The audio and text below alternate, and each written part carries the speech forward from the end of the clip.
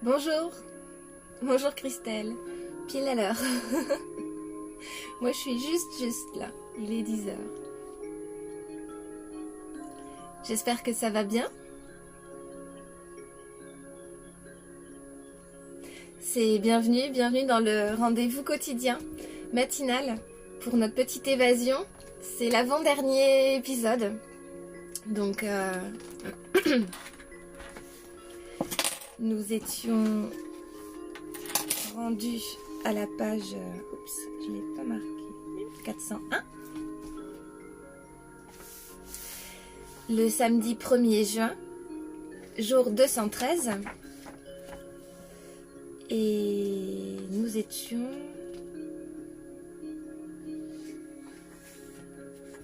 en Inde. Nous repartons, ouais. C'est ça. Voilà, bon, il est 10h02. Je vais commencer. Bonjour. Bonjour. Bienvenue. Donc nous allons reprendre la lecture, page 401, samedi 1er juin, jour 213, avant-dernier épisode. Nous nous levons de très bonne heure ce matin car la vie extérieure est intense et nous y a un peu obligés. Nous prenons quelques minutes pour nous préparer et partons à leur rencontre. Nous les avions prévenus de notre arrivée.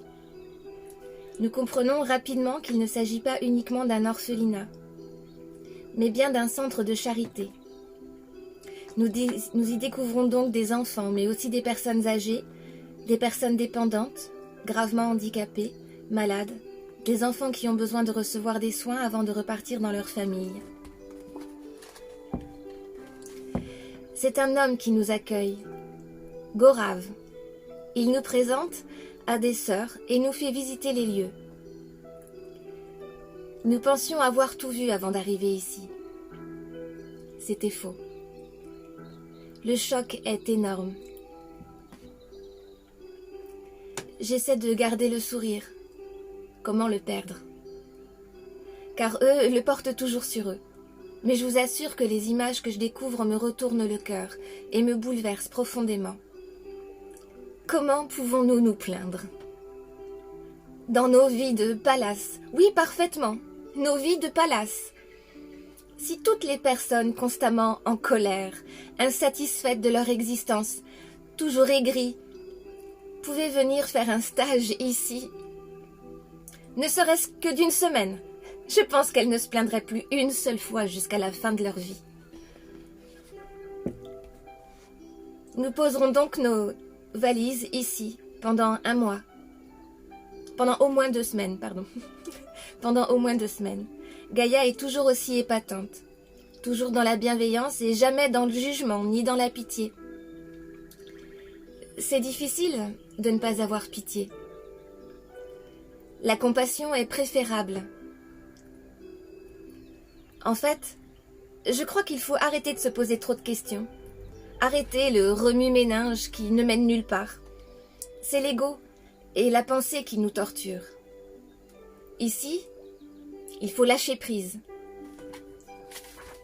Arrêtez de réfléchir. Il faut juste être là, présent. Agir au jour le jour pour ces gens, sinon on perd pied. Gaurav nous explique que parmi les tâches à faire, nous pouvons aider au nettoyage, au bain des tout-petits. Il y a effectivement beaucoup d'enfants de moins de 2 ans. Coucou. Nous pouvons aussi aider à l'heure du repas, à cuisiner, assister les personnes âgées à la toilette, à l'habillage, aux animations. Penser à des ateliers, aider en salle de classe, au nettoyage des bâtiments, aux soins les plus simples. Bref, du travail, il n'en manque pas. Nous lui parlons de nos ateliers et il trouve ça génial. Il nous propose d'en organiser 2 ou 3 par semaine, que nous adapterons selon l'âge de nos participants. Pour les plus petits, les plus grands, aussi pour les anciens, à qui cela pourrait changer les idées. Gaurav nous propose d'établir un genre de planning, des tâches, pour que cela nous permette de nous organiser. Nous le suivons alors dans un bureau. Nous commencerons demain. Nous proposerons des ateliers musique et chant les lundis, mercredis et samedis. Le matin, nous aiderons les tout-petits à la toilette et à l'habillage. Le midi, nous aiderons au repas, préparation et distribution. Et l'après-midi, nous irons en classe et aux récréations avec les enfants.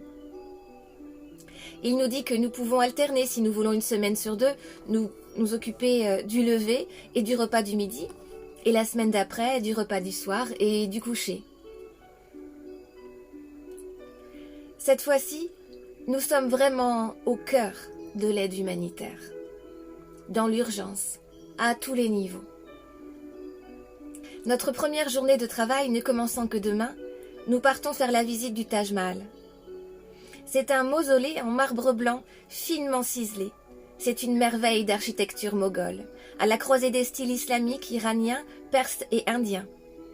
Il est composé d'un ensemble de bâtiments, de jardins, de plans d'eau et de fontaines. C'est le monument le plus connu et visité d'Inde, au même titre que notre tour Eiffel ou la Statue de la Liberté. Il est la preuve d'amour d'un mari, Shah Jahan, le 5e empereur moghol, envers sa femme, Mumtaz Mahal. Il serait la tombe qu'a construite le mari pour son épouse décédée, beaucoup plus jeune que lui. Et sa magnificence serait à l'image de l'amour qu'elle lui portait. Sa construction aurait pris 22 ans, plus de 20 000 hommes en alternance sur le chantier. C'est spectaculaire. Il y a énormément de visiteurs et de nombreux Indiens nous proposent de nous faire une visite guidée. Ensuite, nous nous sommes perdus dans les rues jusqu'à arriver à la très jolie place forte d'Agra.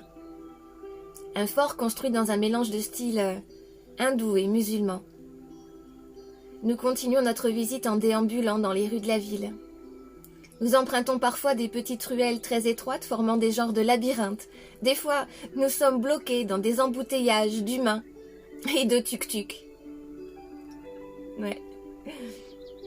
Il ne faut pas craindre la foule, ni être claustrophobe. D'ailleurs, ici, nous sommes forcés de tenir Tara en laisse et de porter Vesta. Sinon, nous les aurions perdus depuis longtemps.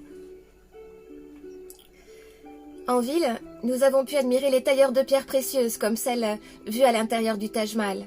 Un savoir-faire qui se transmet de génération en génération. Je suis toujours impressionnée par les routes. En fait, tout le monde marche ou roule partout. Les piétons sont sur la route et les scooters sur les trottoirs. Si je regarde au sol, ce sont des déchets de toutes sortes. Si je lève les yeux au ciel, alors j'y découvre des milliers de câbles électriques qui s'entremêlent. C'est indescriptible. Je me demande comment ils arrivent à gérer leur réseau électrique et comment tout ça ne prend pas feu. La pauvreté est tellement partout que j'ai du mal à le dire, mais je m'habitue. Il vaut mieux. De toute façon, je n'ai guère le choix. Elle est partout où mes yeux se posent. À mon sens, c'est un pays de contradictions, où la laideur et la beauté ne font qu'un, où la pauvreté matérielle et la richesse de cœur ne font qu'un, où nos sentiments se mêlent et s'entrechoquent, où l'on passe sans arrêt de l'éblouissement au dégoût. Nous sommes en permanence sur des montagnes russes émotionnelles. Cependant, je crois que je commence à lâcher prise et à apprécier cet endroit si intense. Gaïa, ça va toi? Tu tiens le coup? Tu parles de quoi? Du monde? Des conditions? Enfin de tout ça, quoi? Oui, pour moi je suis un peu perdue. Depuis que nous sommes arrivés dans ce pays, je me sens plus pareille. C'est difficile à exprimer. Je suis passée par tellement d'états émotionnels différents. J'ai eu peur, j'ai été choquée, puis touchée, attristée, bouleversée, attendrie, admirative, impressionnée, subjuguée, puis à nouveau dégoûtée. Et petit à petit, je raisonne moins. Je vis. J'observe, mais comment dire? En fait, tu étais toujours dans le jugement, dans la comparaison de ton propre vécu, de ta culture, de tes acquis. Et tant que tu fais ça, effectivement, tu ne peux pas vraiment lâcher prise. Pour profiter et apprendre à aimer cet endroit. À le vivre, simplement. Sans le juger. Oui, c'est ça. Mais tout de même, tu vois, je ne peux pas m'empêcher de me dire, si j'étais née ici, quelle serait ma vie? Et en même temps, je me pose la question inverse, tu vois. Je regarde cette petite fille ou ces enfants que l'on a vus ce matin et je me dis que s'ils étaient nés en France, quelle serait alors leur vie? Bien sûr, et c'est légitime aussi de se poser ces questions. Mais à quoi cela sert-il? Je veux dire, les choses sont telles qu'elles sont. Alors bien sûr, il ne s'agit pas de les accepter avec fatalité, mais de se demander si toi, à ton niveau, là, aujourd'hui, tu peux faire quelque chose pour aider. Si tu penses pouvoir, alors fais-le. Et tu en tireras bien plus d'enseignements, de satisfaction et d'amour. Ainsi, tu trouveras les réponses aux vraies questions. Oui, nous sommes là pour aider et j'en suis heureuse. Bien. Et on mange quoi ce soir? Regarde, des cafards grillés, ça te tente? Ah mais oui, bien sûr, j'en bave d'avance. Bah, t'es pas folle, non? Je crois que je vais me faire une cure de riz et de fruits, c'est plus raisonnable. J'ai l'estomac fragile, tu te rappelles? Nous rentrons tranquillement au centre et nous profitons de notre soirée pour mettre toutes nos photos en ligne. Nous évitons les photos trop choquantes. Car beaucoup d'enfants nous suivent. N'oublions pas que nous voulons véhiculer un message d'espoir.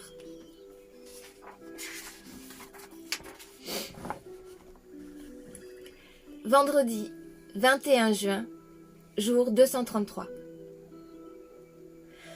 Voilà 3 semaines que nous sommes ici, à Agra. Le temps passe à une vitesse vertigineuse. Mais nous n'arrêtons pas. Il y a vraiment beaucoup d'enfants et il y a beaucoup à faire. Bonjour. Nous recevons effectivement bien plus d'amour que nous en donnons. Tous ces petits bouts de choux sont adorables. Alors, nous passons beaucoup de temps avec eux. Nous avons organisé divers ateliers maracas et chants. Il est par contre difficile de vous en parler plus en détail, car ils sont très nombreux. Avec les anciens, j'ai vécu des instants très forts, des petites mamies qui d'apparence ont l'air d'avoir 200 ans et qui n'en ont en fin de compte que 75. Et qui ne savent même pas, pour certaines, précisément quel âge elles ont. Même sans avoir recours à la parole, nous arrivons à nous faire comprendre par des gestes, des regards, des sourires et parfois des mimes.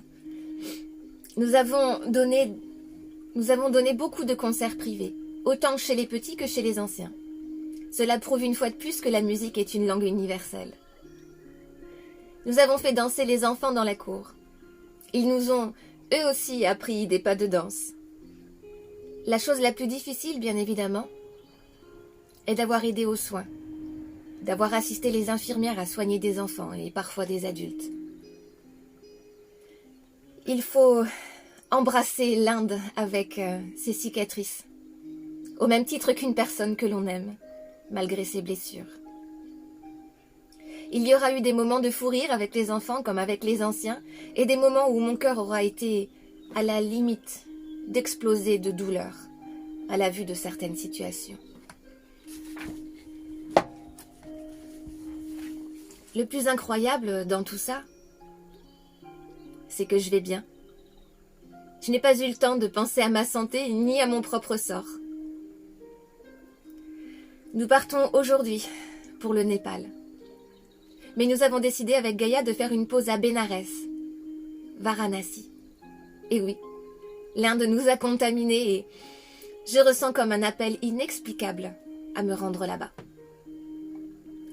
Bénarès est l'une des plus vieilles villes du monde et l'un des lieux les plus saints de l'hindouisme. Chaque année, un bon million de pèlerins vient se baigner dans le Gange, qui est censé laver tous les péchés. C'est aussi la cité au bûcher funéraire. Les hindous viennent y mourir. Nous avons fait nos au revoir hier soir, non sans pleurs et sans tristesse. Les départs sont toujours aussi éprouvants. Et ce matin, nous décollons aux aurores, car nous devons avoir encore une bonne dizaine d'heures de route. Ici, pas de mots. Les 3 petits points en disent plus que toute l'éloquence du monde. Gustave Flaubert.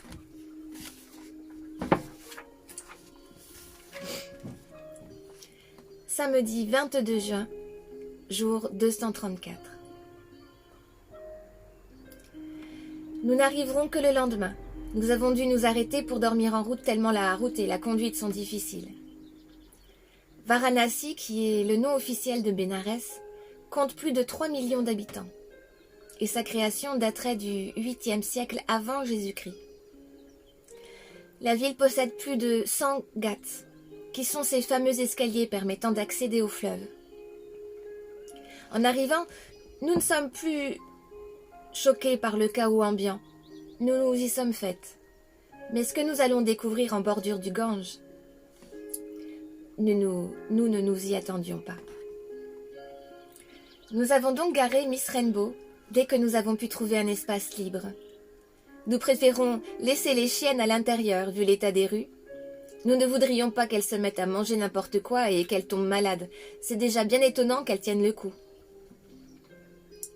Nous croisons plein d'animaux dans les rues. Des vaches, des chèvres, des chiens, et tous partagent le gueuleton des ordures traînant au sol. Nous rencontrons aussi beaucoup de touristes, attirés par l'atmosphère unique de cette ville sacrée, ou par une recherche spirituelle. Nous arrivons enfin au fameux Ghat. C'est vrai que c'est un spectacle unique, où, une fois de plus, la beauté se mêle à l'horreur. La beauté est dans la vue de toutes ces femmes, vêtues de leurs plus belles couleurs, qui lavent leur linge dans le Gange, au milieu de cette mousse créée par la lessive et les différents produits. Certaines se lavent tout habillées, des hommes s'y rasent, s'y lavent les cheveux. Cela pourrait être beau si l'on faisait abstraction du fait que 40 000 corps y sont incinérés chaque année. De même que de très nombreux corps y sont jetés, faute de moyens car la crémation coûte cher. Ce spectacle et ce site peuvent être oppressants pour certains voyageurs, mythiques pour d'autres. En tout cas, il ne laisse pas indifférent. Il est là, devant moi, le Manikarnika Ghat. C'est le principal ghat de crémation de Varanasi. De jour comme de nuit, les hindouistes décédés se font brûler ici, espérant mettre fin au cycle des renaissances et atteindre le nirvana. C'est ici en fait que le Bouddha historique a fait son premier sermon, après avoir trouvé l'illumination à quelques kilomètres de Varanasi.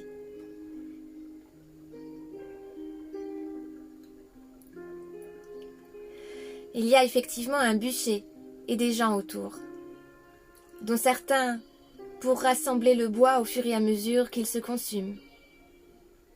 L'idée qu'un corps est en train de brûler sous les flammes me fait froid dans le dos. Mais c'est tellement banal ici. Car c'est tout au long de la journée et de la nuit que les bûchers se succèdent. C'est très étrange cet endroit où se côtoient la vie et la mort de si près.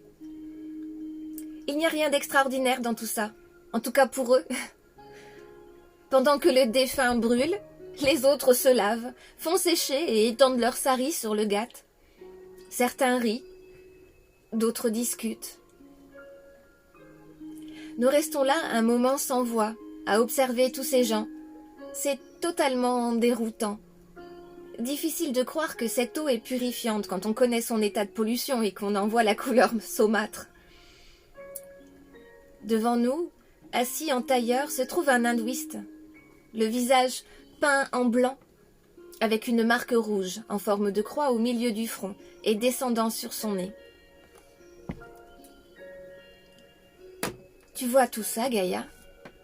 Il y a tellement d'informations, tellement d'activités et c'est fou. Oui, la vie continue autour de ce bûcher.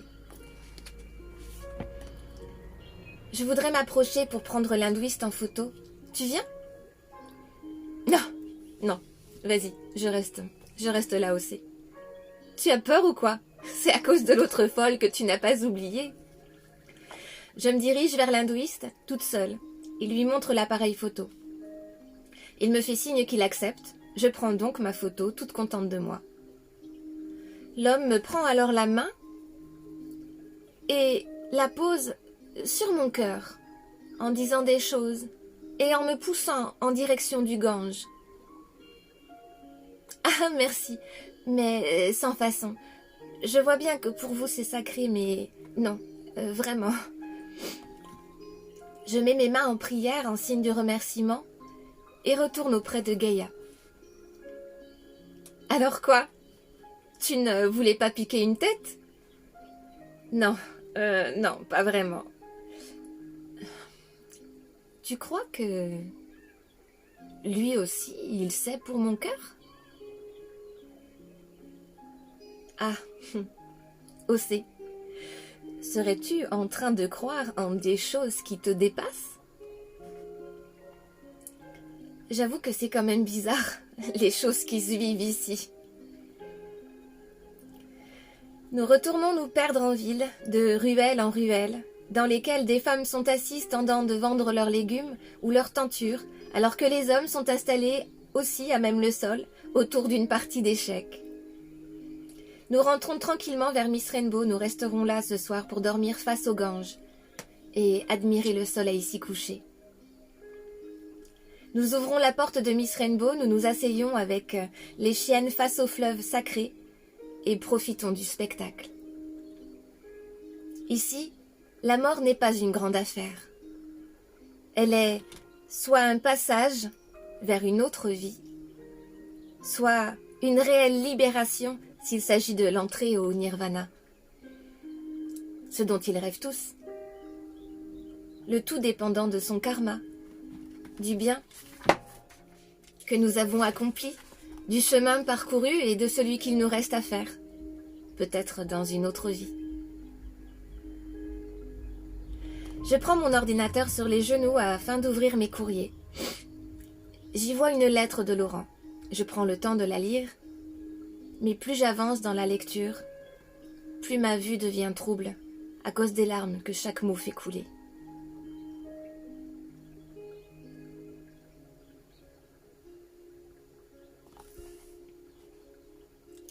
Il m'écrit qu'il s'agit de la dernière lettre qu'il m'écrira, qu'il a bien compris que ce ne seront pas des milliers de mots qui pourront guérir ses mauvaises actions ou inactions. Il me demande de le pardonner une deuxième fois, mais que l'attente qui dure depuis des mois après une réponse lui fait mal, et qu'il comprend que c'est vain d'espérer plus de ma part. Il me répète à quel point il est fier d'avoir été marié à une femme telle que moi, qu'il veut que je le sache. Il me dit qu'il a compris à travers mon voyage, mes écrits, énormément de choses. Il écrit aussi qu'il est heureux de voir que je me suis révélée épanouie, qu'il y avait tellement de talent et d'amour qui sommeillaient en moi, ne demandant qu'à s'exprimer. Il a compris tout ça. Trop tard peut-être, dit-il, pour nous, mais à temps en tout cas, pour lui. Il me parle aussi des enfants. Qu'en juillet, pendant que je serai au Népal, ils iront au Portugal en camping-car. Aussi, il me dit qu'ils passent tous les deux en classe supérieure et que je peux être fière d'eux. Sa lettre se finit par un au revoir, suivi de 3 petits points. Gustave Flaubert avait écrit dans Lettre à Louise Collet « Ici, pas de mots. Les 3 petits points en disent plus que toute l'éloquence du monde. » C'est tout à fait ce que je me dis à cet instant. Gaïa, à côté de moi, passe son bras autour de mes épaules et de sa main me fait pencher la tête dans le creux de son cou. Je me laisse aller aux pleurs. Je me dis qu'une page de plus se tourne. Océ, je ne comprends pas. Tu l'aimes, n'est-ce pas?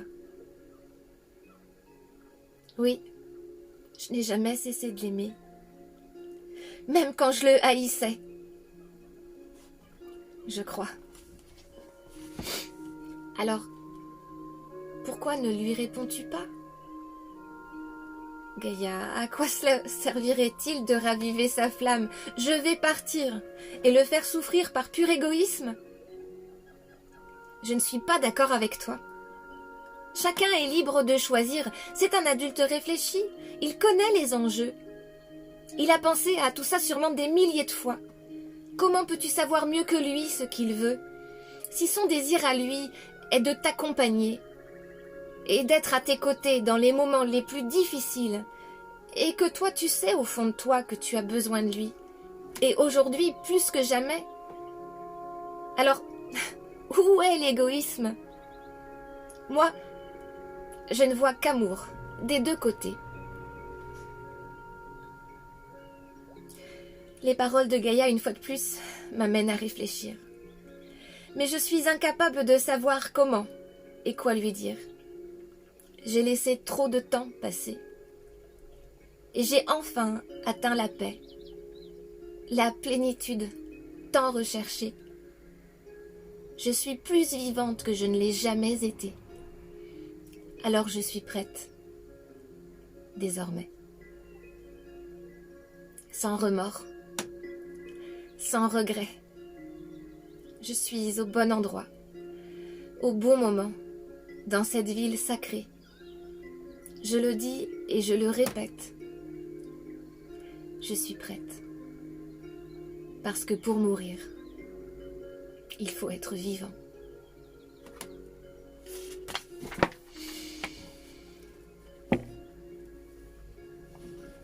Dimanche 23 juin, jour 235. Ce matin encore, en ouvrant les portes de Miss Rainbow, nous profitons du spectacle sur le Gange. Il y a une cérémonie, semble-t-il, car des gens descendent les marches. Je comprends que des hommes portent sur leurs épaules le défunt qu'ils emmènent au bûcher. Nous restons là un moment, de loin, à observer, autour d'un café et décidons de reprendre la route. Il s'agit désormais de notre dernière ligne droite. Nous partons pour 2 jours de route en direction de Katmandou. Les routes sont difficiles et il n'est toujours pas simple de trouver notre direction. Nous traversons aussi d'innombrables villages bidonvilles, dont les toits des maisons tiennent avec des piquets de bois. Quelquefois, nous nous demandons même si nous ne sommes pas perdus devant l'absence de route.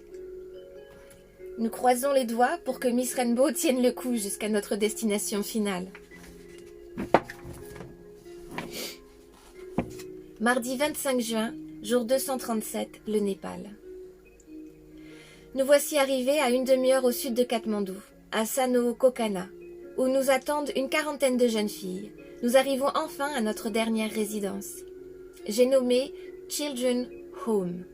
Il s'agit d'un orphelinat, association à but non lucratif de protection sociale, consacré à la prise en charge des enfants orphelins, abandonnés, défavorisés et nécessiteux du Népal. Nous arrivons en klaxonnant comme nous ne l'avions pas fait depuis longtemps.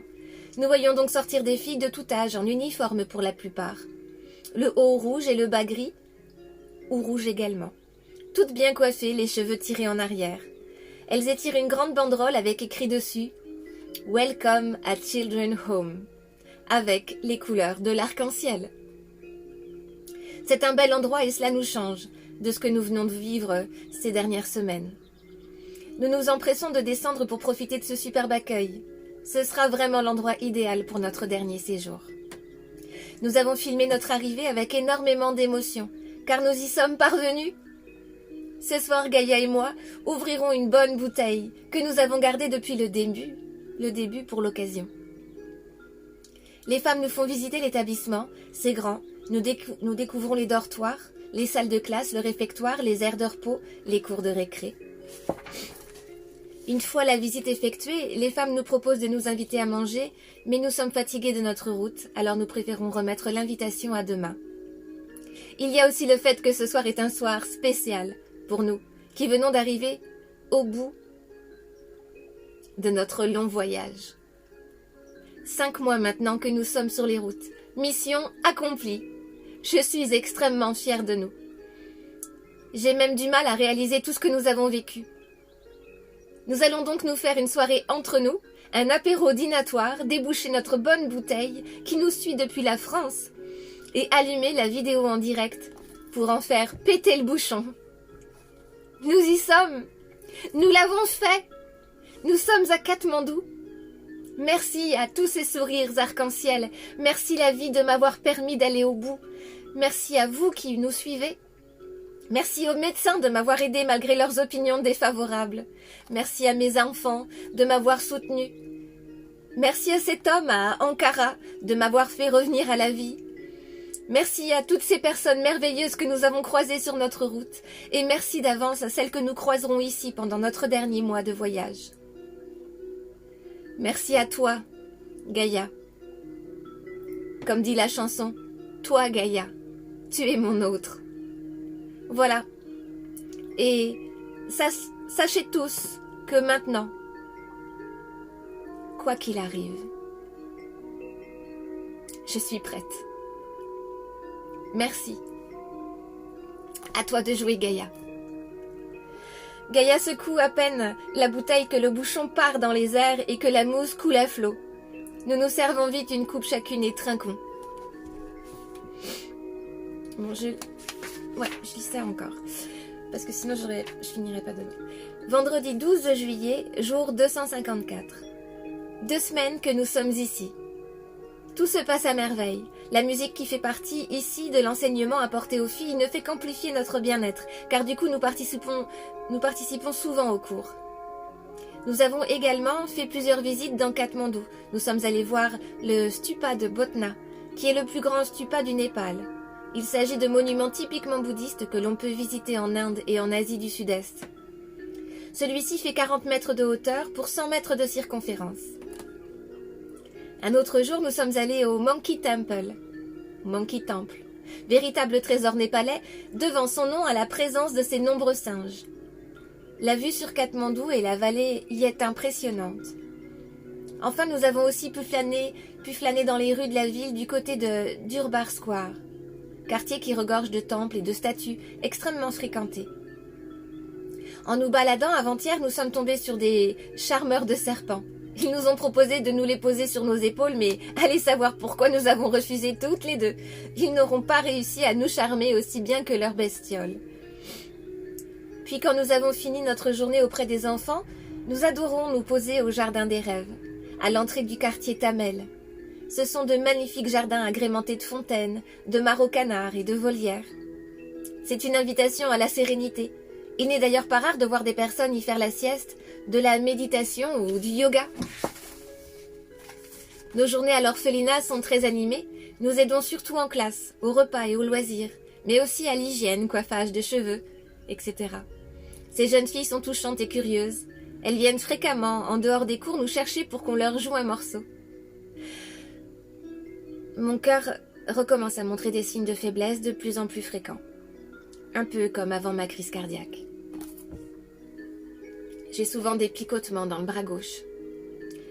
Je suis très vite essoufflée et j'ai souvent mal à la poitrine. Gaïa s'en est rendue compte et je sais qu'elle a peur. Je n'ai pas reçu d'autres lettres de Laurent, mais plusieurs de Lilou qui me parlent de lui. Ma fille s'inquiète, car nous savons tous que l'échéance approche, même si personne ne m'a réellement donné de date de péremption. Ce matin, j'ai reçu un courrier, pas comme les autres, qui me fait me poser des tonnes de questions et dont je n'ai pas parlé à Gaïa. Le cardiologue d'Ankara m'a écrit. C'est vrai qu'il m'avait dit qu'il le ferait, mais je n'y croyais pas. Il m'écrit que mon cas l'avait grandement intéressé dans tous les sens du terme, c'est-à-dire autant sur le plan médical qu'humain. Ma prise de risque et ma détermination l'avaient grandement interpellé. Quant à mon cas clinique, c'était une occasion intéressante de faire des recherches. Bref, il m'explique qu'il est parti à un colloque international avec d'autres cardiologues du monde entier, dont le meilleur au monde, qui se trouve en Suisse, à Genève, avec mon dossier médical dans l'idée de lui en parler. Il se trouve que ce cardiologue de Genève avait entendu parler de moi sur les informations françaises et qu'il connaissait notre histoire.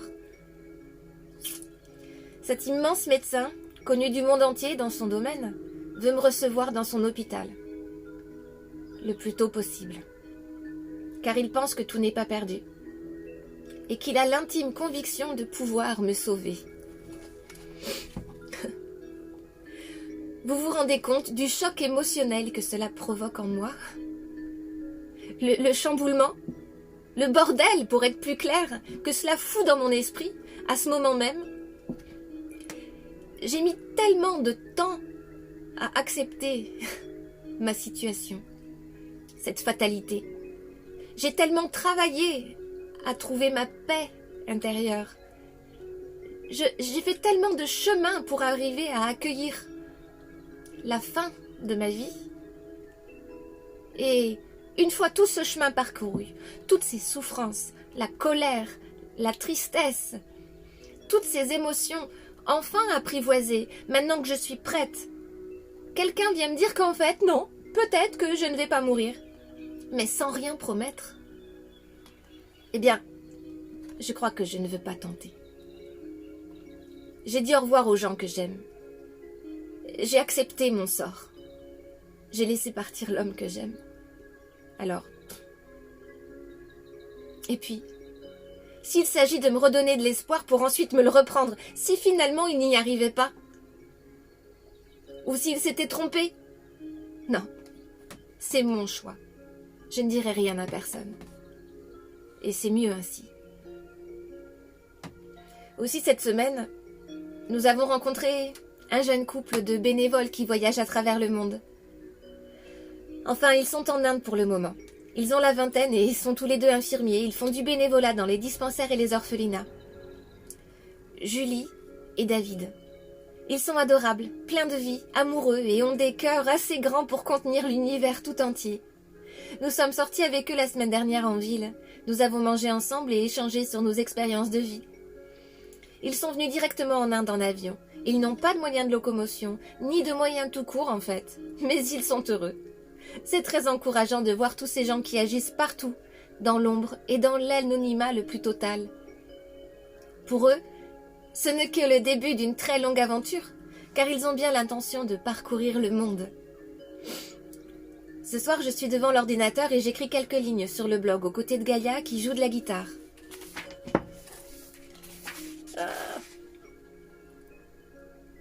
Ouais, j'ai fini juste celle-là.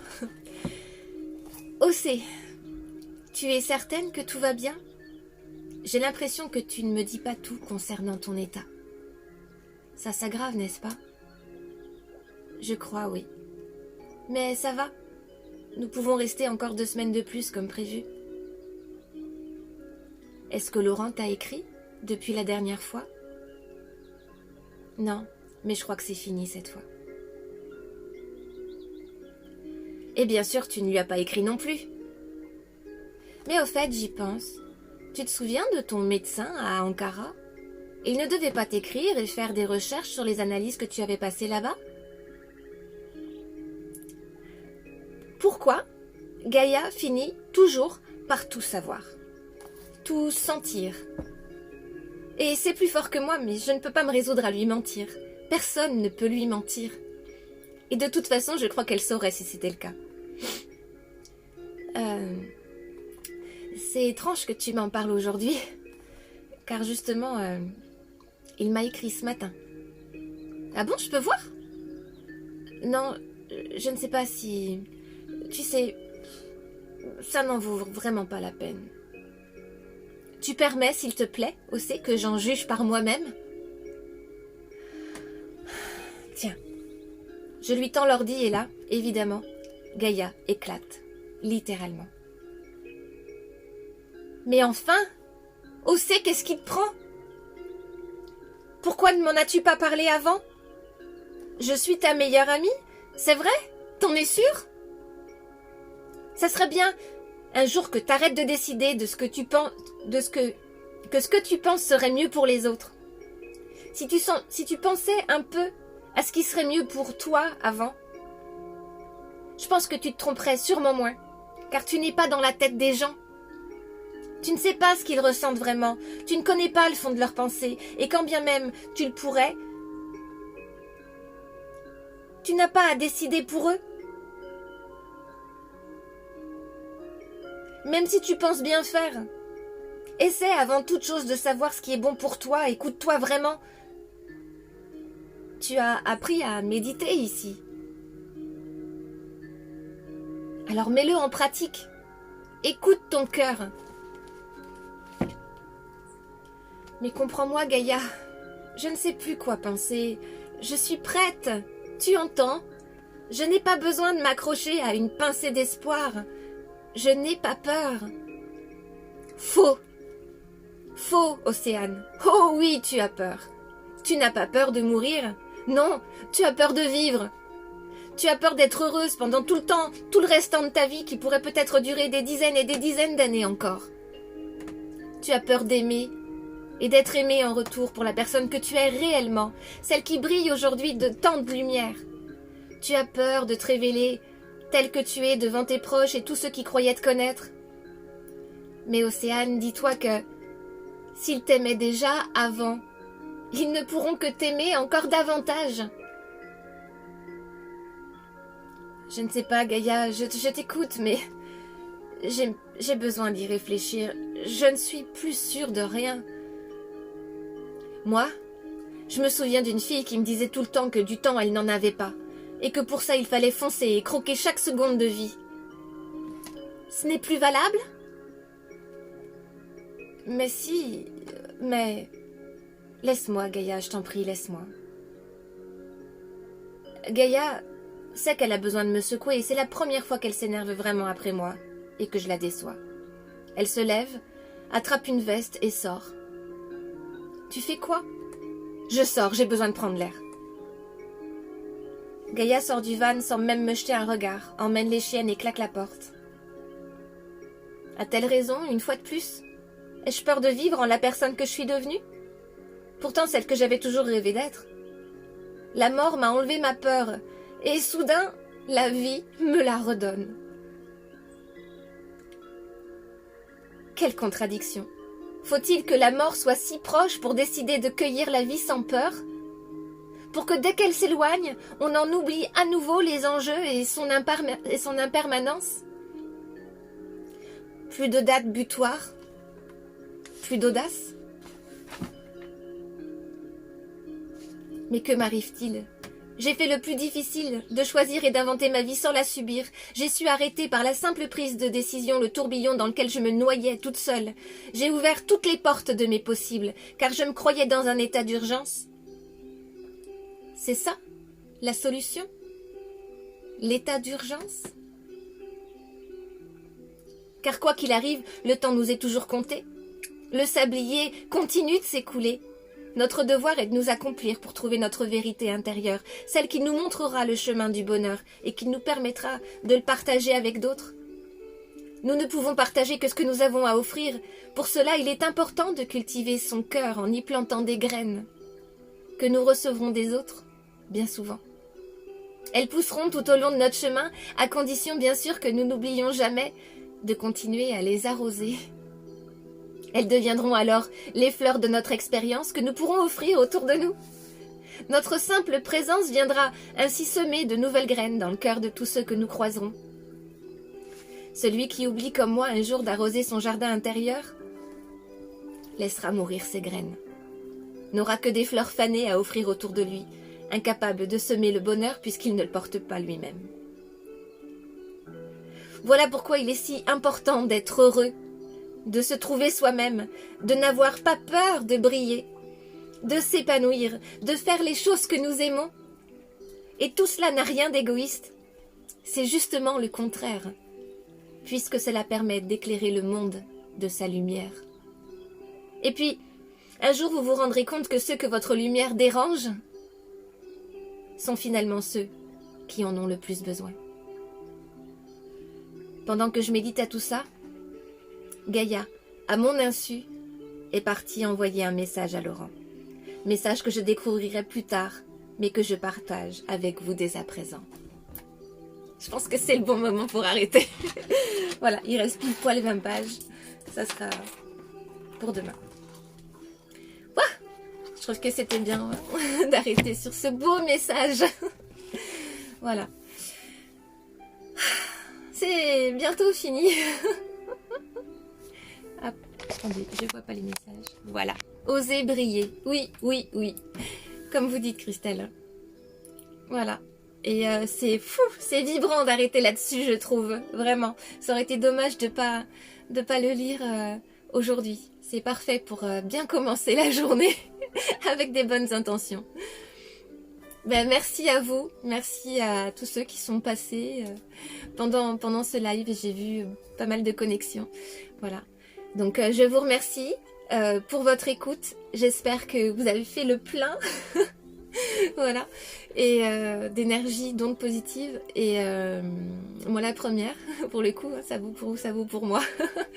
Et je vous souhaite une belle journée. Et je vous dis à demain pour le final. Voilà. Bonne journée, à demain. Je vous embrasse. Merci encore.